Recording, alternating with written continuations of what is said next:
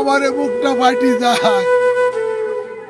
বাসর করার আগেই বিয়ের দিন রাতে বিদ্যুৎ স্পৃষ্ট হয়ে আনাস নামে এক নববিবাহিত যুবকের মৃত্যু হয়েছে।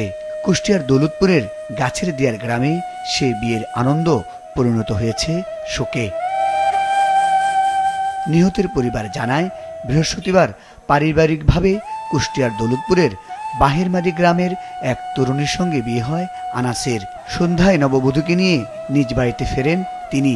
একমাত্র ছেলের বউকে ঘরে তুলে আনন্দে মেতে ওঠেন বাবা মা ও স্বজনরা। কিন্তু সেই আনন্দ স্থায়ী হয়নি। রাত আনুমানিক 2টার দিকে বাড়িতে চলছিল নাচ গানের আয়োজন। এ সময় প্যান্ডেলে একটি স্ট্যান্ড ফ্যানের পাশে চেয়ারে বসেছিলেন বর আনাস। হঠাৎ ফ্যানটি তার শরীরের উপর পড়ে যায়। এতে তিনি বিদ্যুৎস্পৃষ্ট হন। গুরুতর আহত অবস্থায় আনাসকে কুষ্টিয়া সদর হাসপাতালে নেওয়া হচ্ছিল।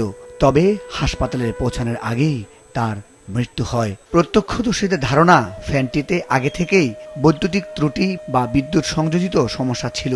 ফ্যানটি আনাসের শরীরের উপর পড়ে যাওয়ার সাথে সাথে তিনি বিদ্যুৎস্পৃষ্ট হন। সঠিক প্যাড আর সঠিক তথ্য দিয়ে এসব সামলে নিব এক হয়ে। Monalisa sanitary napkin. যে অনুষ্ঠানে থাকার কথা, অনেক মানুষের আয়োজন, এখানে অনুষ্ঠানে খাওয়া দাওয়া, সেই অনুষ্ঠানে মনে করেন তার লাশ। রাত্রে অনুষ্ঠান ছিল, সাংস্কৃতিক বাতাসের জন্য ফ্যানটা একটু সাইড করা ছিল, ফ্যানটা ঘোরাইতে গেছে।